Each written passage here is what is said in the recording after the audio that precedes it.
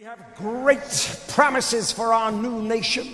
I wonder if other presidents after me will also be Freemasons. Many will be. And Freemasonry will become embedded in the American culture. And the eye will appear on the banknotes. Oh, God. America will produce a great many great Americans from many different walks of life and many different fields, and many will be Masons. Sportsmen, actors, writers, soldiers, filmmakers, businessmen, inventors, astronauts. What on earth is an astronaut? No, they're not. No, they're not.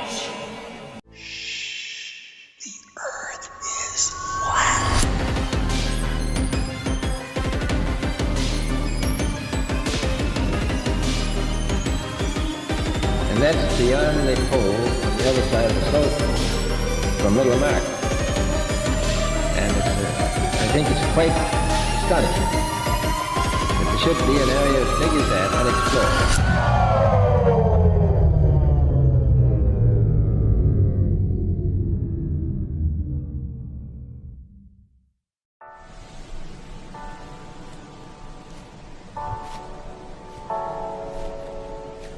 Hi, how are you? Welcome to my channel, World History Official. In this video, I would like to discuss about how the secret society ruin our life. Not one person has the absolute right to claim their complete flat earth theory is the correct one, and that all else is confusion. But by working together, individually studying, debating, being open, and creating tangible pieces of work, we can find the truth together. Before I start it, remember to subscribe and hit the bell icon on my channel if you enjoy. And also, share this information to your family, your friends, and everyone. So, here we go! The Secret Society Network.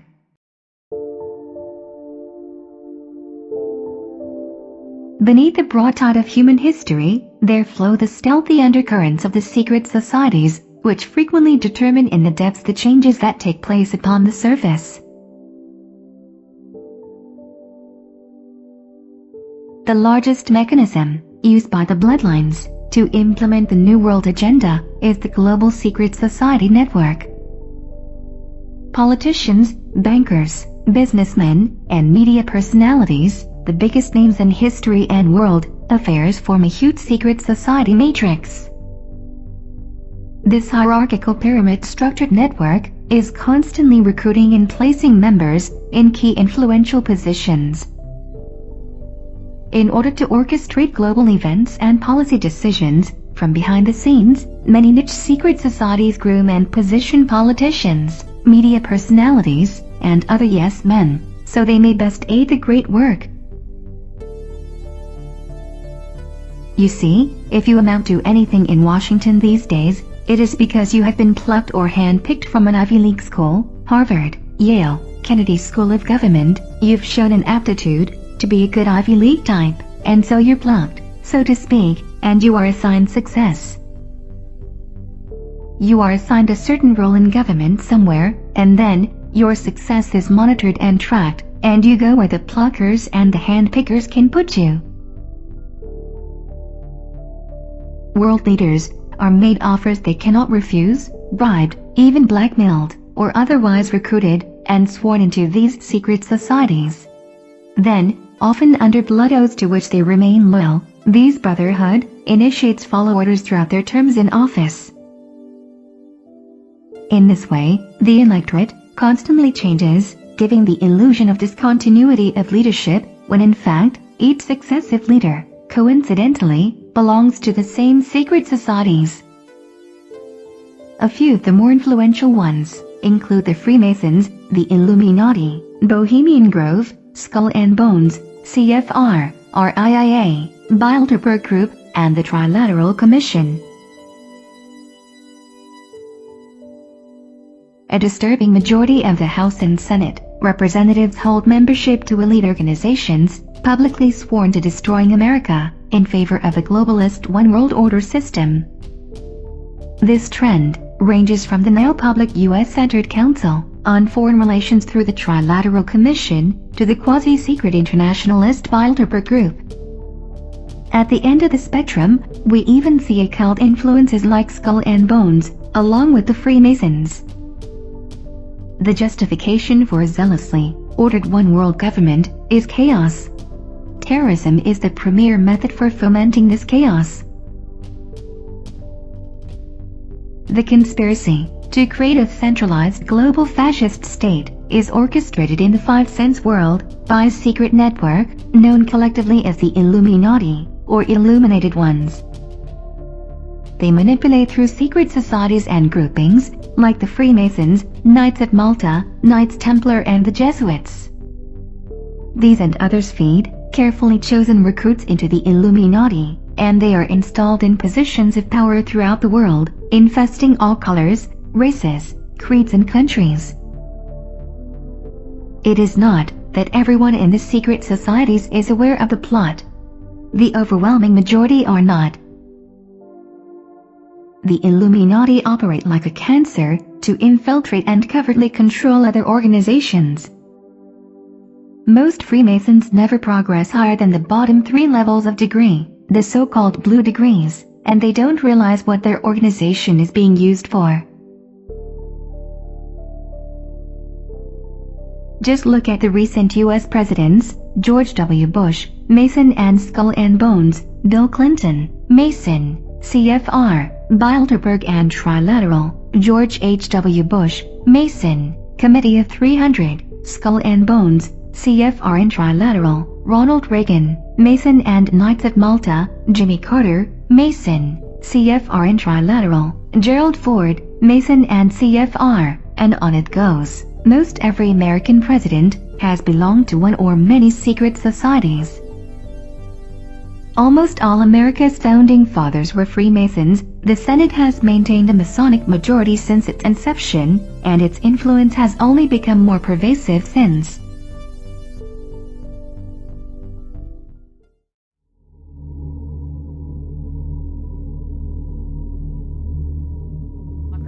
This is extremely dangerous to our democracy. This is extremely dangerous to our democracy. This is extremely dangerous to our democracy. This is extremely dangerous to our democracy. This is extremely dangerous to our democracy. This is extremely dangerous to our democracy. This is extremely dangerous to our democracy. This is extremely dangerous to our democracy. This is extremely dangerous to our democracy. This is extremely dangerous to our democracy. This is extremely dangerous to our democracy.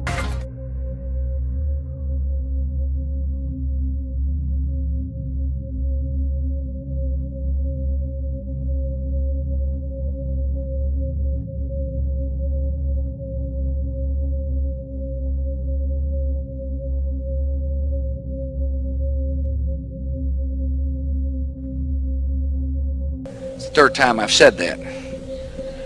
I'll probably say it 3 more times. See, in my line of work, you got to keep repeating things over and over and over again for the truth to sink in, to kind of catapult the propaganda.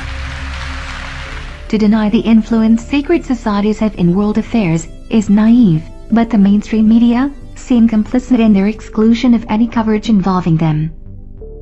In the next video, I will discuss about media manipulation. This mainstream media blackout is also maintained through secret society membership.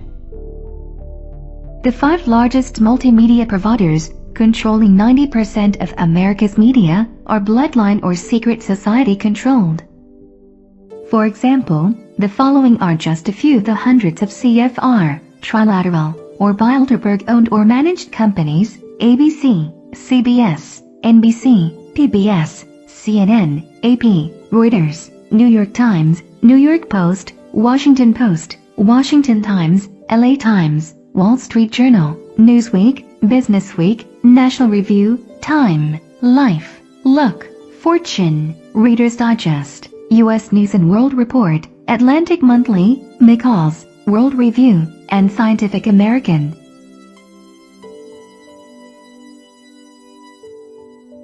Not only are the media CEOs and boards of directors usually secret society members, so are the show hosts and news anchors.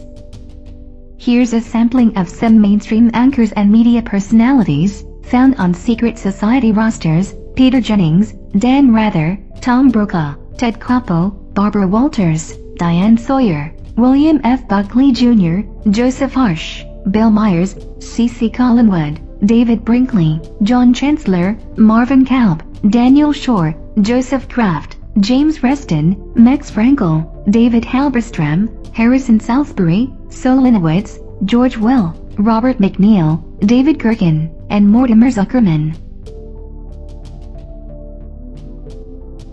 There can be no argument regarding the reality of secret societies today. The existence of groups like the Trilateral Commission, Council on Foreign Relations, and the Bilderbergers is well documented. The only question is the extent of their control and manipulation of major world events. Likewise, there is no question that members of these societies exert inordinate control over many of the largest corporations and banks in the world. These corporations, in turn, control essential minerals, energy, transportation, pharmaceuticals, agriculture, telecommunications, and entertainment. In other words, the basics of modern life. They also provide an inner core of ranking government officials on a revolving door basis. These officials often implement the very policies conceived and desired by the societies. These societies hold considerable sway over national elections and policy, yet seem strangely immune to any investigation, whether by government or the mass media.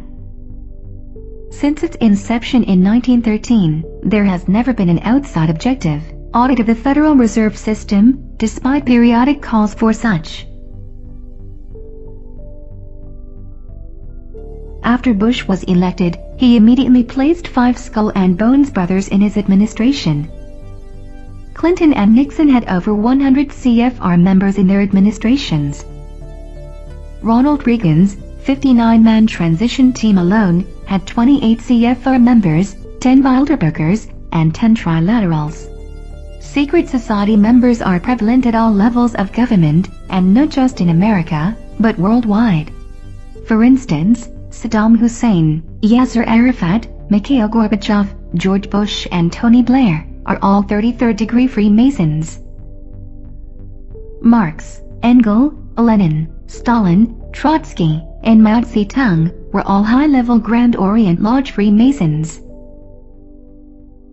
Winston Churchill was Committee of 300 and a Mason. Cecil Rhodes, found at the Round Table, was Committee of 300 and a Mason.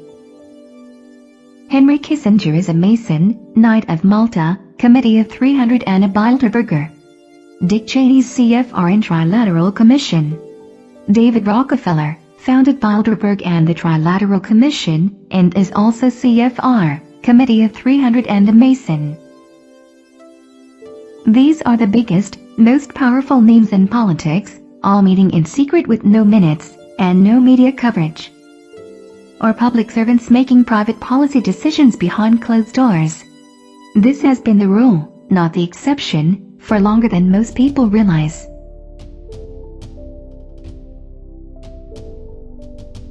During the 19th century, British Prime Minister Benjamin Disraeli was quite outspoken regarding the influence of secret societies in politics. The world is governed by very different personages from what is imagined by those who are not behind the scenes. There is in Italy a power which we seldom mention in this house, I mean the secret societies. It is useless to deny, because it is impossible to conceal, that a great part of Europe, the whole of Italy and France and a great portion of Germany, to say nothing of other countries, is covered with a network of these secret societies, just as the superficies of the earth is now being covered with railroads.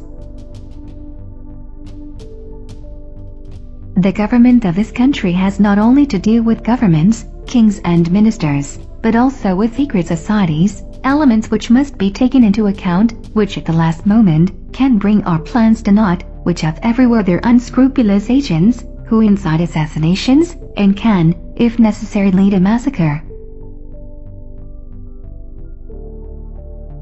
The Federal Reserve private banking syndicate was set up under Woodrow Wilson's presidency. The following quotes show his suspicions and regrets regarding the secret society of banking elites. Since I entered politics, I have chiefly had men's views confided to me privately. Some of the biggest men in the United States, in the field of commerce and manufacture, are afraid of something.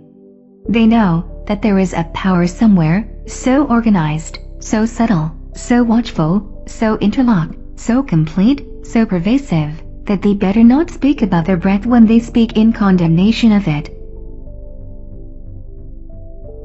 Woodrow Wilson also said, "I am a most unhappy man. I have unwittingly ruined my country." A great industrial nation is controlled by its system of credit. Our system of credit is concentrated. The growth of the nation, therefore, and all our activities are in the hands of a few men. We have come to be one of the worst ruled, one of the most completely controlled and dominated governments in the civilized world. No longer a government by free opinion, no longer a government by conviction and the vote of the majority, but a government by the opinion and duress of a small group of dominant men. British Prime Minister Winston Churchill was a committee of 300-member and 33rd-degree Mason. In 1920, he spoke from personal knowledge regarding the global conspiracy when he said, "From the days of Spartacus Weishaupt to those of Karl Marx, to those of Trotsky, Bela Kun, Rosa Luxemburg, and Emma Goldman, this worldwide conspiracy for the overthrow of civilization and for the reconstitution of society on the basis of arrested development, of envious malevolence and impossible equality, has been steadily growing. It played a definitely recognizable role in the tragedy of the French Revolution. It has been the mainspring of every subversive movement during the 19th century, and now at last this band of extraordinary personalities from the underworld of the great cities of Europe and America have gripped the Russian people by the hair of their heads and have become practically the undisputed masters of that enormous empire. The real menace of our republic is the invisible government, which like a giant octopus, sprawls its slimy legs over our cities, states and nation. At the head is a small group of banking houses. This little coterie runs our government for their own selfish ends. It operates under cover of a self-created screen, seizes our executive officers, legislative bodies, schools, courts, newspapers, and every agency created for the public protection. U.S. President Franklin D. Roosevelt said, "The real truth of the matter is that a financial element in the large centers has owned the government since the days of Andrew Jackson." Supreme Court Justice Felix Frankfurter said, "The real rulers in Washington are invisible and exercise power from behind the scenes." Senator William Jenner said, "Today, the path to total dictatorship in the United States can be laid by strictly legal means, unseen and unheard by the Congress, the President, or the people. Outwardly we have a constitutional government. We have operating, within our government and political system, another body representing another form of government, a bureaucratic elite, which believes our constitution is outmoded, and is sure that it is the winning side. All the strange developments in the foreign policy agreements may be traced to this group, who are going to make us over to suit their pleasure. This political action group has its own local political support organizations, its own pressure groups, its own vested interests, its foothold within our government, and its own propaganda apparatus." Bloodline President John F. Kennedy was well aware of America's secret society control. His many rebellious decisions against the global elite, his non-participation in the great work, would ultimately lead to his assassination. He did, however, try to warn the average American of our plight. On April 27, 1961, in an address to newspaper publishers, JFK said, "The very word secrecy is repugnant in a free and open society, and we are as a people, inherently and historically, opposed to secret societies, secret oaths, and secret proceedings, for we are opposed around the world by a monolithic and ruthless conspiracy, that relies primarily on covert means for expanding its sphere of influence. It depends on infiltration instead of invasion, on subversion instead of elections, on intimidation instead of free choice. It is a system which has conscripted vast human and material resources into the building of a tightly knit, highly efficient machine that combines military, diplomatic, intelligence, economic, scientific, and political operations. Its preparations are concealed, not published. Its mistakes are buried, not headlined. Its dissenters are silenced, not praised. No expenditure is questioned, no secret is revealed. I am asking your help in the tremendous task of informing and alerting the American people. JFK also said at Columbia University, November 1, 1963. The high office of president has been used to foment a plot to destroy the Americans' freedom, and before I leave office, I must inform the citizen of his plight.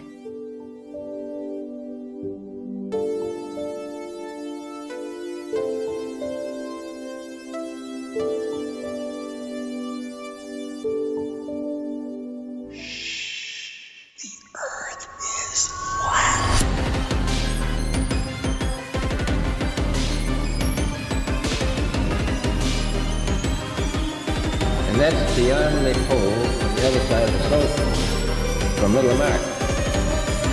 And I think it's quite astonishing that there should be an area as big as that unexplored.